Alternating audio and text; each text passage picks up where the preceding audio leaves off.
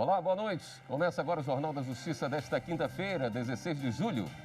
Ministro Dias Toffoli se reúne por videoconferência com desembargadores do Tribunal Regional do Trabalho no Piauí.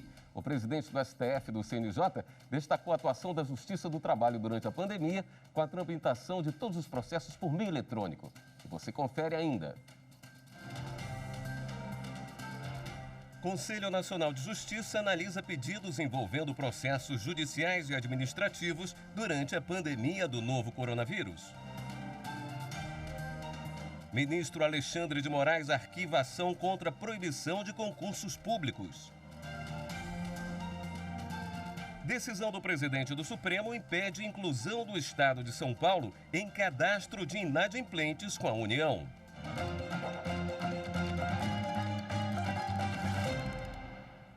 O presidente do Supremo Tribunal Federal, ministro Dias Toffoli, concedeu medida cautelar para impedir a inclusão do Estado de São Paulo no cadastro de devedores da União.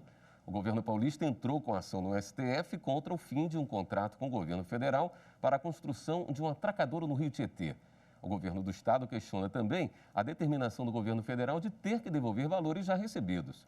Para o ministro Toffoli, a inscrição como devedor poderia colocar em risco a continuidade de políticas públicas do estado que dependem de verbas federais. O Ministério Público Federal apresentou denúncia contra o empresário Jacó Barata Filho, o desembargador do Tribunal de Justiça do Rio de Janeiro, Mário Guimarães Neto. Eles são acusados de participar de esquema de corrupção no setor de transportes públicos do estado. No documento enviado ao ministro do Superior Tribunal de Justiça, relator Félix Fischer, a subprocuradora-geral da República, Lindora Araújo, pediu a prorrogação do afastamento cautelar do desembargador Mário Guimarães Neto até o trânsito em julgado do processo, em razão do risco de prejuízo das investigações. Além do desembargador do TJ do Rio e do empresário Jacó Barata Filho, foram denunciados também a esposa do magistrado, a advogada Gláucia Guimarães, dois empresários do ramo de transportes públicos, Miguel Skin e José Lavouras, o doleiro Carlos Garibe e o presidente do Conselho Superior do Sindicato Rio Ônibus, João Monteiro. A denúncia foi apresentada à Corte Especial do STJ. O Ministério Público Federal requer o recebimento integral da denúncia e, em caso de condenação, a decretação da perda da função pública do magistrado. Ainda pediu o pagamento solidário pelos envolvidos de indenização por danos morais coletivos no valor de R$11.500.000. Segundo as investigações, o desembargador Mário Guimarães Neto teria recebido R$6 milhões com o objetivo de garantir decisões judiciais favoráveis aos interesses dos empresários. O Conselho Nacional de Justiça negou 2 pedidos de revisão em processos envolvendo a Justiça do Acre e de São Paulo. O primeiro pedido analisado pelo CNJ era sobre precatórios. O órgão entendeu que o Tribunal de Justiça do Acre não pode impedir o pagamento de valores referentes a precatórios ou requisições de pequeno valor. As associações dos magistrados brasileiros e do Acre defendiam que o Tribunal de Justiça do Estado pudesse capturar esses valores, o que foi negado pelo CNJ. Precatórios e requisições de pequeno valor são garantias de recebimento de créditos devidos pelo Estado e já reconhecidos pela Justiça após a sentença. Os conselheiros do CNJ entenderam que é inconcebível negar ao trabalhador o direito de receber o crédito, reconhecido judicialmente, sob pretexto de preservar recursos financeiros do Estado no momento emergencial que vive o país. O outro caso negado pelo CNJ foi sobre audiências realizadas por meio virtual. Há uma decisão da Justiça impedindo a suspensão dessas audiências virtuais quando o pedido for feito apenas por uma das partes do processo. A Ordem dos Advogados em São Paulo tentou reverter essa decisão da Justiça, mas o pedido foi rejeitado pelo CNJ. Os conselheiros entenderam que cabe ao juiz do processo decidir sobre a suspensão, considerando o impacto para todas as partes. E somente se todos estiverem de acordo, eles podem solicitar a suspensão da audiência ao apresentar um requerimento em conjunto. Os Ministérios Públicos Federal e do Trabalho pediram à Secretaria de Saúde de Sergipe mais transparência na divulgação sobre os leitos de UTI no estado. O pedido de mais transparência nas informações sobre os leitos de UTIs em Sergipe foi feito durante uma reunião entre os representantes do Ministério Público e da Secretaria de Saúde do Estado. Uma das medidas solicitadas foi a análise do número exato de leitos preparados para oferecer suporte de hemodiálise, que possui alta demanda em pacientes graves com Covid-19. Na reunião, o Distrito Federal foi citado como exemplo por divulgar o número de leitos de UTIs disponíveis com ou sem suporte de hemodiálise, assim como os leitos de UTI geral, além da fila de espera de pacientes por leitos. A Secretaria de Saúde de Sergipe se comprometeu a divulgar os dados no prazo máximo de 5 dias, a contar de segunda-feira, dia 13 de julho. O ministro Alexandre de Moraes, do Supremo Tribunal Federal, extinguiu uma ação apresentada pela Federação Nacional do Fisco Estadual e Distrital contra a lei que proíbe a realização de concursos públicos até 2021. A medida foi adotada por causa da pandemia da Covid-19. Segundo o ministro, a entidade não tem legitimidade para propor ação, pois representa apenas parte da categoria profissional dos servidores fiscais tributários. E no próximo bloco, o Ministério Público do Distrito Federal orienta acolhimento de imigrantes e refugiados durante a pandemia do novo coronavírus. Depois do intervalo.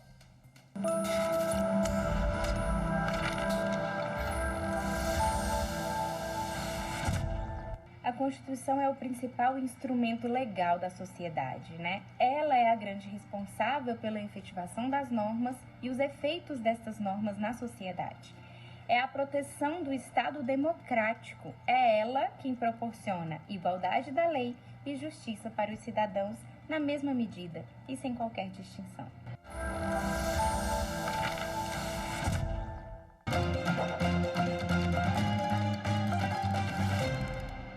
O Ministério Público encaminhou orientação ao governo do Distrito Federal sobre o acolhimento de imigrantes e refugiados durante a pandemia.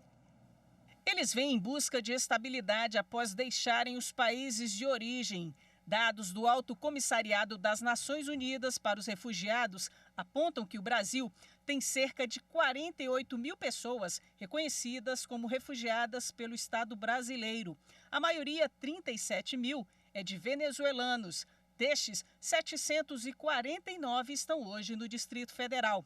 Já dados do último levantamento feito pelo Ministério da Justiça mostram que em 2019 até novembro, o Comitê Nacional para os Refugiados recebeu 82.900 solicitações de refúgio no Brasil.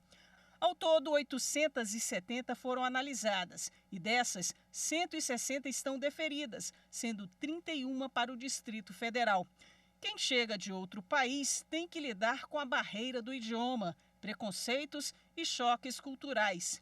Em tempos de pandemia, a situação fica ainda mais complicada. Por isso, o Ministério Público do Distrito Federal emitiu nota técnica ao governo do DF com orientações sobre o acolhimento de imigrantes e refugiados durante a pandemia. Em relação ao atendimento no sistema de saúde durante a pandemia, o MP diz que é preciso destacar servidores que possam estabelecer comunicação com essa população. Essa medida vai garantir que os pacientes imigrantes tenham informações sobre diagnóstico, prognóstico e tratamento. No que diz respeito à violência doméstica, o Ministério Público diz que o GDF precisa garantir que as mulheres imigrantes também tenham acolhimento acessível para que se sintam seguras. Por fim, o documento sugere ao Executivo Distrital iniciar processo de construção de política pública direcionada à promoção e à articulação dos serviços, ações e projetos relacionados às pessoas imigrantes em igual condição das iniciativas destinadas aos cidadãos nacionais. O Superior Tribunal de Justiça mantém revogação de outorga do serviço de radiodifusão em Garça, município de São Paulo. A vencedora do edital não resolveu irregularidades apontadas pelo poder público. A Fundação venceu o processo seletivo do Ministério da Ciência, Tecnologia, Inovações e Comunicação e, em 2015, ao apresentar documentação necessária para iniciar as transmissões, recebeu por meio eletrônico a resposta de que havia problemas com os documentos. Em 2018, o Ministério revogou a homologação do resultado do processo seletivo, dando direito ao segundo colocado, porque a Fundação apresentou fora do prazo a documentação solicitada. Ela alegou que não foi oficialmente informada de que a comunicação do processo seria realizada exclusivamente por meio eletrônico. Por esse motivo, não teria respondido às solicitações. Para o relator no STJ, ministro Benedito Gonçalves, o fato de a Fundação ter utilizado do peticionamento eletrônico quando apresentou a documentação demonstra que ela sabia que o processo estava tramitando pelo sistema eletrônico. Para ele, uma vez que a comunicação foi regular e a Fundação não solucionou os problemas constatados, não há ilegalidade ou abuso de poder no despacho que negou a instalação do serviço de radiodifusão em Garça. A primeira sessão seguiu o relator, negou o mandado de segurança da empresa e manteve a decisão administrativa que revogou a outorga de serviço à Fundação. Em Vitória da Conquista, na Bahia, advogados devem ser atendidos pelo INSS em um guichê específico, sem a necessidade de agendar horário. A decisão é da 5ª Turma do Tribunal Regional Federal da 1ª Região. A decisão veio depois que a OAB na Bahia entrou com uma ação na Justiça para que o atendimento dos advogados nas agências do INSS não fique condicionado ao pré-agendamento. Em primeira instância, a Justiça entendeu que o pedido tem amparo em precedentes do Supremo Tribunal Federal e concedeu o direito ao atendimento especial. O INSS recorreu. Ao analisar o caso, a desembargadora federal Daniele Maranhão levou em consideração o princípio da essencialidade da advocacia. Para a magistrada, a exigência de prévio agendamento ou limitação do número de requerimentos por atendimento viola as prerrogativas profissionais asseguradas aos advogados por lei e também pelo Estatuto da OAB. Nesses termos, a 5ª Turma do TRF1 acompanhou o voto da relatora e manteve a sentença.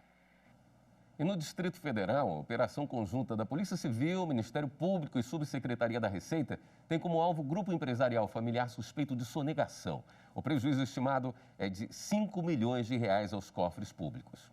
A operação se concentrou em imóveis e empresas que pertencem aos investigados, além de um escritório de contabilidade. Pela manhã, os policiais cumpriram 6 mandados de busca e apreensão expedidos pela Justiça. Nas buscas, logramos apreender veículos, valores, bem como os documentos, que visam robustecer as provas já colhidas e identificar outros bens a ser apreendidos. Vale destacar que o grupo criminoso tem uma dívida tributária acima de R$ 5 milhões. O esquema que causou prejuízo milionário aos cofres públicos funcionava da seguinte forma.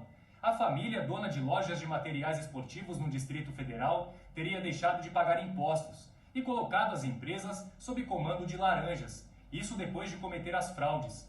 Alguns dos integrantes moram fora do país. Com dívidas tributárias, as atividades empresariais eram encerradas. O objetivo, segundo os investigadores, era dificultar a identificação dos verdadeiros empresários. Além de laranjas que residem aqui no Distrito Federal, alguns dos bens e algumas das empresas, elas são interpostas por familiares que residem no mundo árabe. Alguns dos familiares desses associados residem em cidades árabes desde 2006, no entanto, possuem empresas ativas no Distrito Federal com elevado passivo tributário. Ainda segundo a Polícia Civil e o Ministério Público, com patrimônio obtido de forma ilícita, os suspeitos teriam lavado dinheiro comprando terrenos sem escritura e carros de luxo. Se forem condenados pela Justiça por sonegação fiscal, lavagem de dinheiro e organização criminosa, os envolvidos podem pegar mais de 20 anos de prisão. Em tempo de pandemia, psicólogos e pacientes descobriram que as consultas virtuais podem ser bastante eficientes. Mas o Conselho Federal de Psicologia exige que profissionais sigam regras específicas para garantir a segurança de quem está do outro lado da tela. Com o isolamento social, a única forma da Ana Clara continuar com as sessões de terapia foi por videochamada. A gente não sente muita diferença, porque a gente continua tendo o contato que a gente tem, como se a gente estivesse na sala. As duas ficam uma diferente para a outra. Ela mantém o protocolo do sigilo, então ela tem um quartinho no qual não tem barulho, não tem ninguém. Usar a tecnologia para facilitar o acompanhamento psicológico é uma possibilidade reconhecida pelo Conselho Federal de Psicologia desde 2012. 6 anos depois, foi publicada uma resolução para definir as normas sobre sigilo das sessões e o uso de aplicativos para contato entre terapeutas e pacientes. E agora, por causa da pandemia, o Conselho editou novas regras. Para que a gente pudesse ter a possibilidade de controlar um pouco e de fazer a fiscalização, que é a obrigação do Sistema Conselho de Psicologia desses serviços, nós criamos então uma plataforma chamada Plataforma EPSI, onde todas as psicólogas e psicólogos que atendem online, eles são obrigados a se inscrever. Medida que oferece mais segurança aos pacientes, especialmente neste período de isolamento social. É que assim como houve aumento na procura por atendimento online, também foi verificado um grande número de profissionais sem habilitação oferecendo sessões de terapia.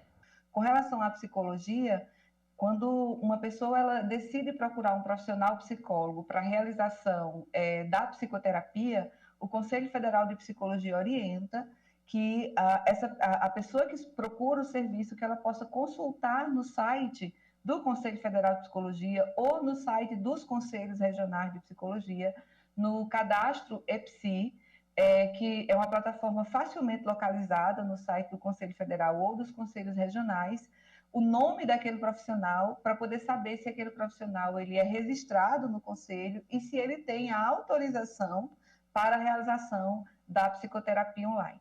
Hoje, o Brasil conta com mais de 370 mil psicólogos registrados no Conselho da categoria. Cerca de 1.200 são habilitados para realizar atendimento online, sendo que quase 82 mil se cadastraram no sistema nos últimos 4 meses. André usa o sistema desde o ano passado. O psicólogo acredita que é muito importante o cadastro e a fiscalização do atendimento. Para garantir todas as questões éticas, né, que são pedidas, sigilo, assim como é pedido no atendimento presencial. Garante-se que o lugar seja completamente vedado de som, para saída de som. Garante-se que essa pessoa esteja em um local onde ela se sinta, onde a privacidade dela seja preservada, onde ela se sinta confortável para falar as coisas. E a seguir, o presidente do Supremo e do Conselho Nacional de Justiça, ministro Dias Toffoli, se reúne com magistrados da Justiça do Trabalho do Piauí. É depois do intervalo.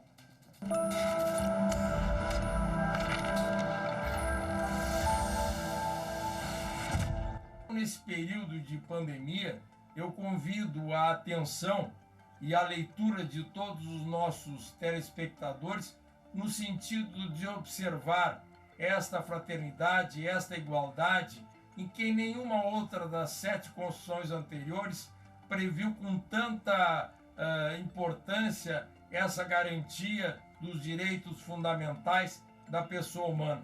Que todos sejam respeitados, que todos sejam tratados com dignidade.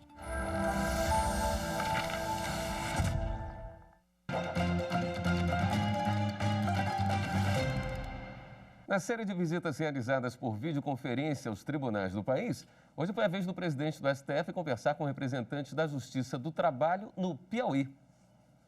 O objetivo desses encontros é conhecer a realidade local e os problemas dos diversos tribunais. No início da videoconferência, a presidente do TRT da 22ª Região, desembargadora Liana Scheibe, fez breve relatório sobre a estrutura do tribunal. A nossa situação é dramática, creio que em todos os tribunais, mas a nossa é a mais dramática ainda. Nós temos tão somente 423 servidores. E mesmo assim, com esse menos, conseguimos ficar nos destaques dos tribunais mais eficientes do país. Nós temos 423 servidores, mas efetivos, só 340 servidores. E, inclusive, ministro, os demais são, para chegar no número de 423, são comissionados e requisitados. Estamos na linha máxima dos requisitados. A visita contou com a participação do presidente da Matra do Piauí, desembargador Francisco Meton Marques de Lima. O polo passivo da Justiça do Trabalho é o poder. É o Zé que vai executar o grupo fulano. É o Zé, é o Manel, é é o Antônio.